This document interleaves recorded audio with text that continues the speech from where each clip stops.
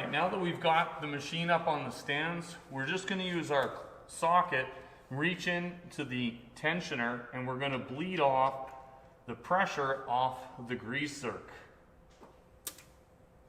So it kicks a little bit, and that's just the grease under tension from the tracks being pushed into the socket. And using a socket, make sure that you capture all of that grease.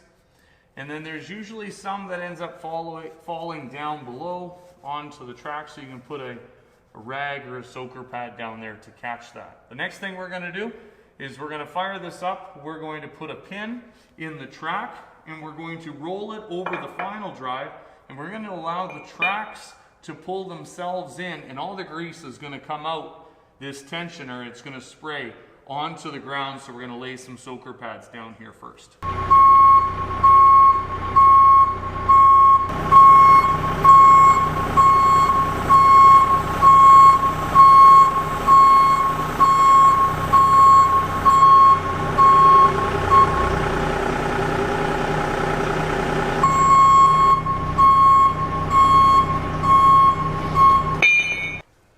So we can see most of the grease has come out of the tensioner. We caught most of it on the pads right here, so that's a good thing.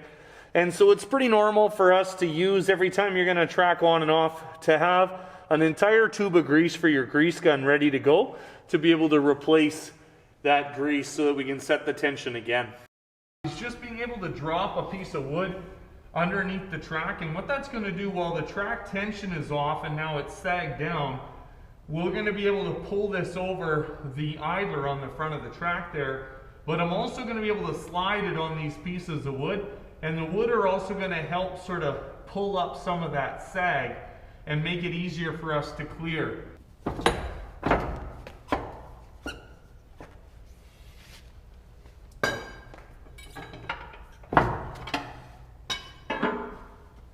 So now, just like that, with a simple pull of the pry bar, and now because we got the wood blocks underneath there, we'll be able to slide this track out.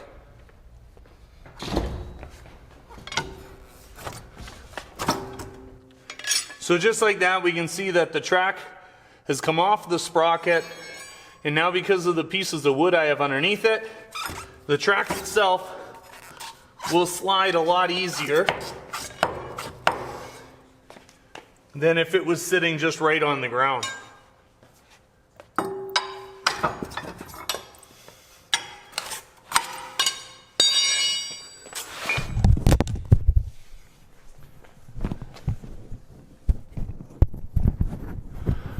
All right, so now we have the track removed from the side frame. One of the things we're able to get a hold of is, and at this point we would be able to replace the track. It's just an idler on the bearing sitting in the side frame there.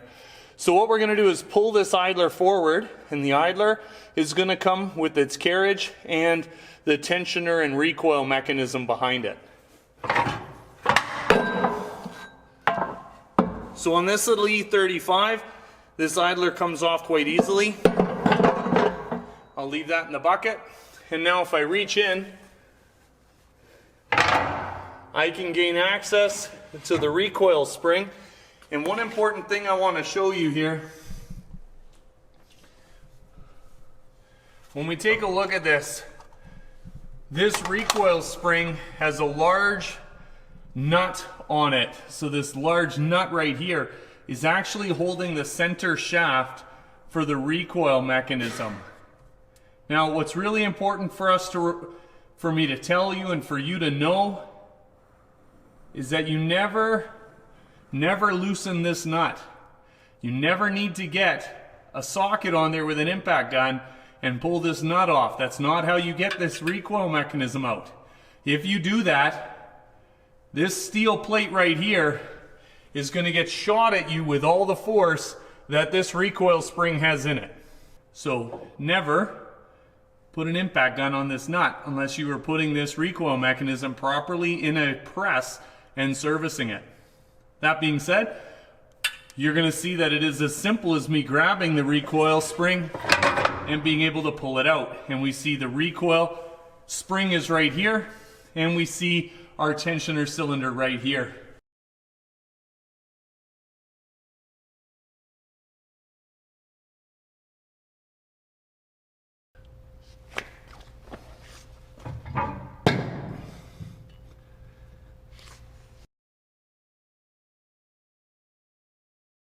let's go ahead and reinstall our tensioner and recoil spring. So we're going to take this unit, making sure that our grease zerk, our charge valve, is facing out. So facing accessible to us as we go to tension this track later. So make sure that this grease zerk is facing out. Then we're going to lift this in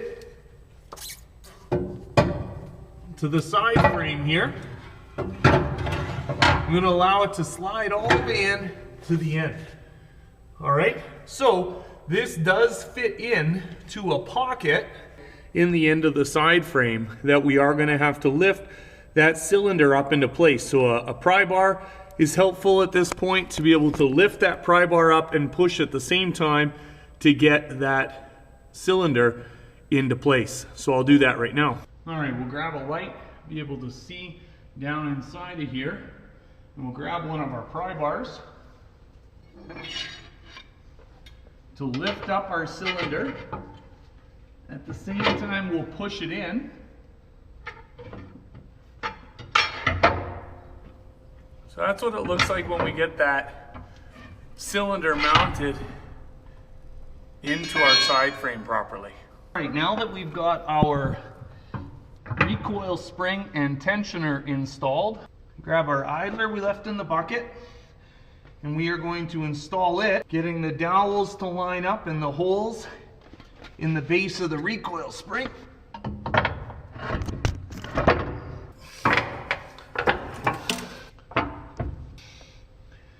So now we have our side frame reassembled with our tensioner accessible.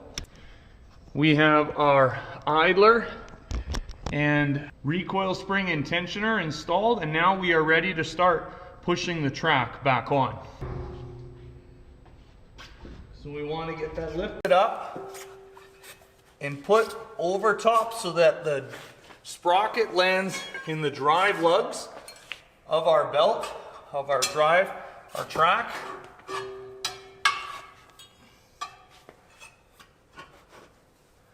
All right, so once we've got that back end sitting on there, we're going to do the same to the front end. We get enough weight lifted up to get the track sliding, and if you put it on these wood blocks, it makes it a lot easier to slide this track because the rubber track won't stick to the ground as well. Slides on the wood, which is a lot easier to work with.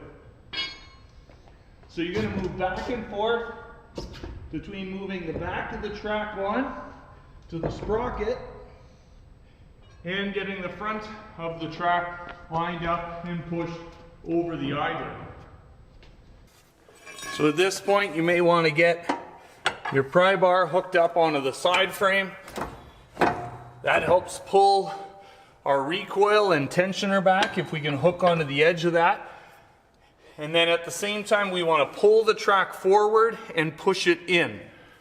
If you put your fingers in here as you lift the track up to slide over the idler, beware that it does bite. So it's often easier just to use a pry bar on the idler, that your carrier on the top of your side frame can be blocking you, and if that's the case, you're going to have to lift the track over it. Once you lift the weight off the carrier, now this track can easily move because now you've freed up all the binding parts of it, and now you can simply push that over until again your track drive lugs sit on the idler.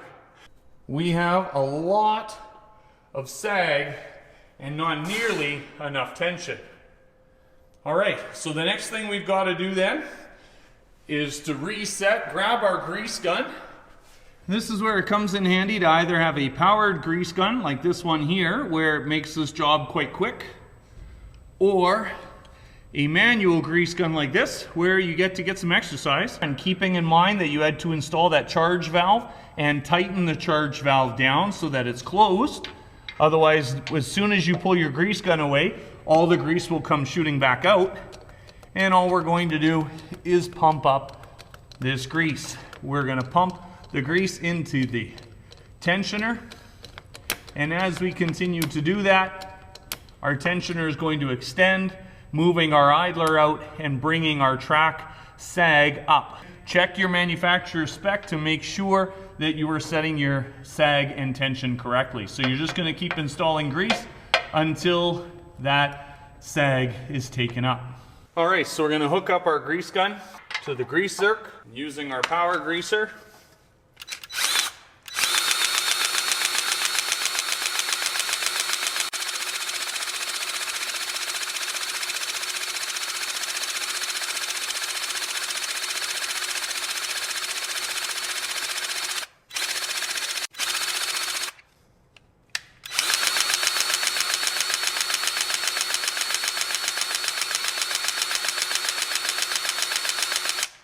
So we can see the track moving ever so slightly this way as our idler is pushing out, and what that's going to be doing is pulling our track up, and it's going to decrease our sag underneath here. So basically we are going to pull up until we get our desired spec below the rollers.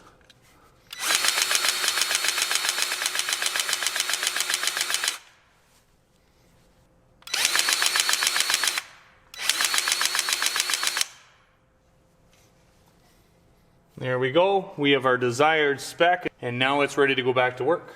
We'll lower the machine back down onto the ground and we'd be able to do the other side.